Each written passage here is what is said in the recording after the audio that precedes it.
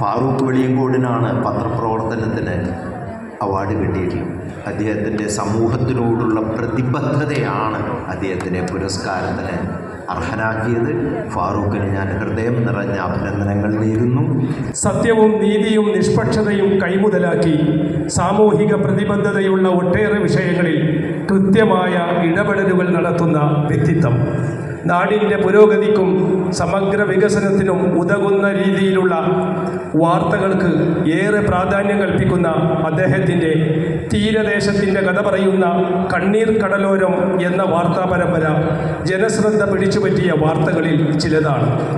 2015 മികച്ച മാധ്യമ പ്രവർത്തകനുള്ള MA ഹംസ സ്മാരക പുരസ്കാരവും 2018 മെഡ് എക്സ്പോ മീഡിയ അവാർഡും 2019 മാറഞ്ചേരി ഫെസ്റ്റ് മീഡിയ അവാർഡും 2021 ജില്ലാ പഞ്ചായത്തിൻ്റെ അക്ഷരാദരം മാധ്യമ പുരസ്കാരവും 2022 അധ്യാപക സംഘടന മലപ്പുറം ജില്ലാ കമ്മിറ്റി ഏർപ്പെടുത്തിയ ഭദ്രം വിദ്യാഭ്യാസ മാധ്യമ പുരസ്കാരവും അദ്ദേഹത്തിന് ലഭിച്ച പുരസ്കാരങ്ങളിൽ ചിലത് മാത്രമാണ്.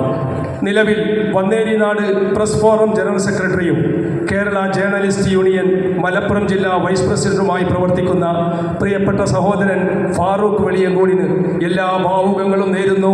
ഈ പുരസ്കാരം നൽകുന്നത് പ്രിയങ്കരനായ പൊന്നാനി MP ഡോക്ടർ അബ്ദുസ്സമദ് സമദാനി. ഇത് ഏറ്റുവാങ്ങുന്നതിന് പ്രിയപ്പെട്ട സുഹൃത്ത് ഫാറൂഖ് വെളിയങ്കോടിനെ ഏറെ സ്നേഹത്തോടെ ക്ഷണിക്കുകയാണ്.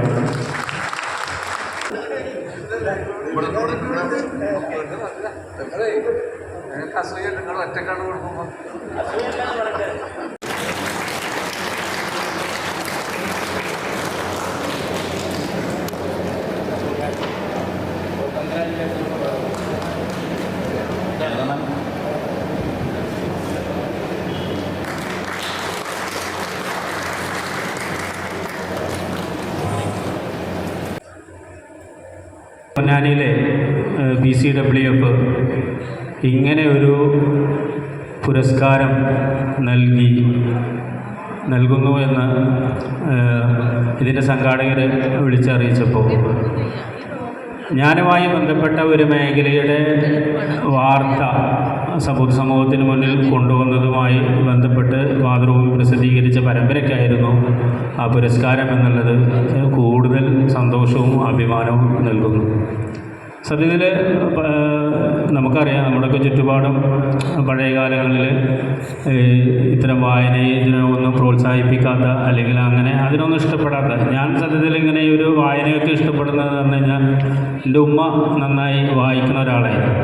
എന്ത് കിട്ടിയാലും പുസ്തകങ്ങൾ, നോവലുകളായാലും ഒക്കെ വായിക്കുന്ന ഒരാളായിരുന്നു. സത്യത്തിൽ ആ ഒരു പത്രം ഏതെങ്കിലുമൊക്കെ ഇപ്പോൾ നമ്മുടെ കടകളിൽ നിന്നൊക്കെ പൊതിഞ്ഞ് വരുന്ന പേപ്പർ പോലും വായിക്കുന്ന ഒരു പ്രകൃതി.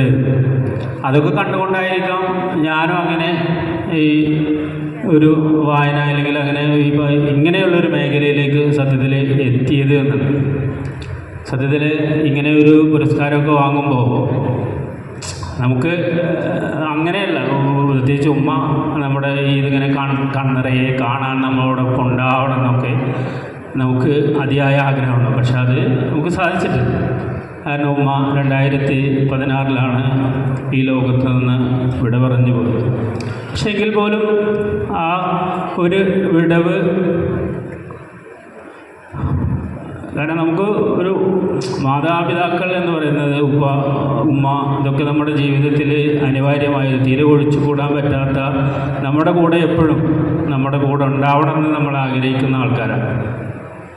അത് ഇല്ലാതെ വരുമ്പോൾ നമുക്കുണ്ടാകുന്ന ഒരുപാട് പ്രയാസങ്ങളുണ്ട്. അതിന് ഒരു പരിധി എന്ന് മാത്രമല്ല, അത്രത്തോളം എന്ന് പറയാവുന്ന രീതിയിൽ ആ ഉമ്മയുടെ സ്ഥാനമൊക്കെ നൽകി എല്ലാ രീതിയിലും എൻ്റെ പൂർണ്ണാർത്ഥത്തിൽ എൻ്റെ മകനായി സ്വീകരിച്ച എൻ്റെ അമ്മ ഈ സാന്നിധ്യത്തിലുണ്ട് എന്നുള്ളതാണ് എൻ്റെ ജീവിതത്തിൽ ഈ പുരസ്കാരം ഏറ്റുവാങ്ങിക്കുന്നതിൽ എനിക്ക് ഉണ്ടായ ഏറ്റവും വലിയ സന്തോഷം എന്നുള്ളത് കൂടി അറിയിക്കുന്നു. എന്തായാലും ഇതിനെ ഈ BCWF തിരഞ്ഞെടുത്തതിലും ഇവരിൽ നിന്ന് വാങ്ങിക്കാനായതിലും ഉള്ള സന്തോഷം നിങ്ങൾ അറിയിച്ചുകൊണ്ട് എല്ലാവിധ നന്ദിയും